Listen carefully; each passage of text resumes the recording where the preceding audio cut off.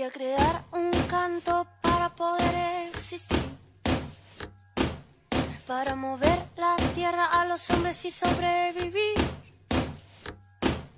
para curar mi corazón y a la mente dejarla fluir, para el espíritu sanar y dejarlo llegar al fin. Yo no nací sin causa, yo no nací sin fe, mi corazón pega fuerte.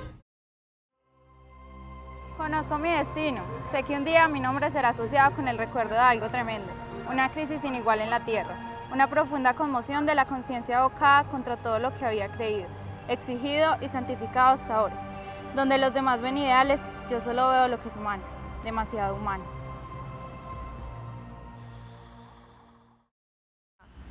Estas son las palabras del filósofo alemán Nietzsche.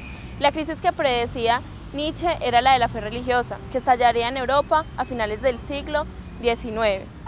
Nietzsche fue el primer pensador en darse cuenta que la muerte de Dios daría lugar a algo totalmente nuevo en la vida del ser humano. La idea de libertad absoluta del hombre como una medida del universo. Hasta entonces, la Iglesia había sido guardián de la moralidad. La idea de que no existe una verdad fija nos puede parecer muy normal en el siglo XX, pero Nietzsche fue pionero en esta forma de pensar.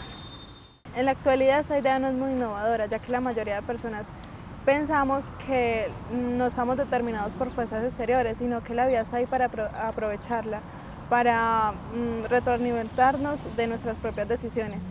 La filosofía de Nietzsche no es una guía para que pensemos como él, sino una guía para que pensemos por sí mismos. Cuando uno llega a la madurez, solo los recuerdos más vívidos de la infancia se quedan en uno. La vida pasa rápidamente frente a mis ojos, como un sueño confuso. Sin embargo, aún recuerdo cosas y las tengo en mi alma. Y junto a lo oscuro y a lo tenebroso, trataré de pintar mi retrato. Nací en Prusia en 1844. Mi padre era el pastor del pueblo. Él poseía virtudes que lo hacían un cristiano verdaderamente feliz. La infancia de Nietzsche fue tal vez su época más feliz. Cuando tenía 2 años nació su hermana y 1 año después nació su hermano. A su padre le diagnosticaron una enfermedad terminal. Poco tiempo después murió su hermano. Es entonces cuando comprendió que el Dios al que tanto su padre amaba y confiaba lo había castigado con sufrimiento. Esta fue una de los primeros factores que determinó sus dudas sobre el cristianismo. De muy joven había experimentado una considerable tristeza y dolor, por lo que no era tan alegre y alocado como lo son normalmente los niños. Sus amigos se burlaban de él debido a su seriedad. Desde la niñez buscaba la soledad y se encontraba mejor siempre que se entregaba a sí mismo sin ser molestado. Al dejar la escuela fue a estudiar teología para convertirse en pastor como su padre, pero abandonó su vocación religiosa para estudiar filosofía. En una carta a su hermana Elizabeth le explica sus razones. Te escribo esto, querida Elizabeth, solo para contrarrestar las pruebas más comunes de los creyentes. Toda verdad es infalible. Cumple lo que el creyente espera encontrar en ella, pero no ofrece el más mínimo apoyo para establecer una verdad objetiva. Aquí los caminos del hombre se dividen. Si quieres alcanzar la paz y la felicidad, ten fe. Si quieres ser un discípulo de la verdad, búscala. El ataque más conmemorativo de Nietzsche es la parábola del loco, escrita a finales de su vida, en la que proclama la muerte de Dios. ¿Habéis oído alguna vez la historia de un loco que salió un día cualquiera con una linterna encendida a buscar a Dios? Las personas que lo veían por la calle le decían: ¿dónde está tu Dios? Tu niño Dios se ha perdido. Y el loco les contestó: ¿dónde está Dios? Yo lo voy a decir, yo lo maté, tú lo mataste, nosotros lo habemos matado. Todos somos unos asesinos.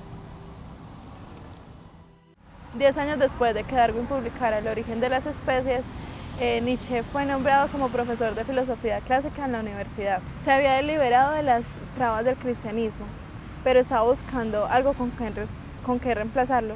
Sin el castigo de lo divino, el sufrimiento humano era incomprensible. Entonces se refugió en la filosofía y encontró al pensador ateo Schopenhauer, en el cual encontró el refugio que tanto buscaba. Reconoce que la existencia humana no es muy agradable y que hay ciertas formas de acomodarnos a esta verdad. Como se refiere en su primer libro, El origen de la tragedia, la verdad de Salinas, lo mejor es no haber nacido y lo mejor después de eso es morirnos pronto. Para Nietzsche, donde mejor se podría representar la teoría de Schopenhauer era en las obras de Richard Wagner. A medida de que su salud iba decayendo por sus enfermedades crónicas, iba en búsqueda de una respuesta filosófica al sufrimiento de su existencia.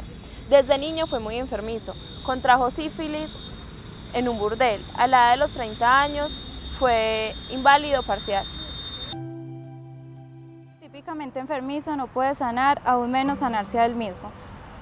Para un ser típicamente sano, en cambio, el estar enfermo puede constituir incluso un enérgico estimulante para vivir, para más vivir. Así es como de hecho se me presenta ahora aquel largo periodo de enfermedad, por así decirlo. Descubrí de nuevo la vida, y a mí mismo incluido. Saboreé todas las cosas buenas e incluso las cosas pequeñas como no es fácil que otros puedan saborearlas. Convertí mi voluntad de salud, de vida, en mi filosofía, pues préstese atención a esto. Los años de mi vitalidad más baja fueron los años en que dejé de ser pesimista. El instinto de autor restablecimiento me prohibió una filosofía de la pobreza y el desaliento. La frase la voluntad de poder se puede explicar en términos como hacerse a uno mismo, es decir, las reglas volver a uno mismo como terapia. Esto es un gran legado que dejó para el siglo XX. Seas como seas, sé tu propia fuente de experiencia.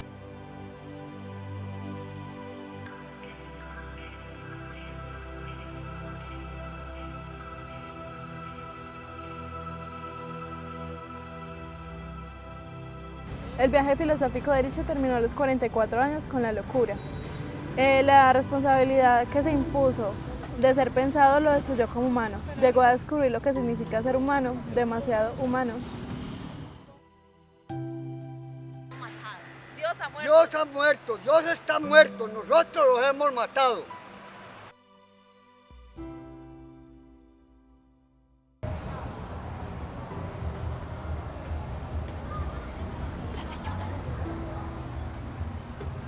Buenas. Buenas noches. ¿Tiene algo para la sífilis?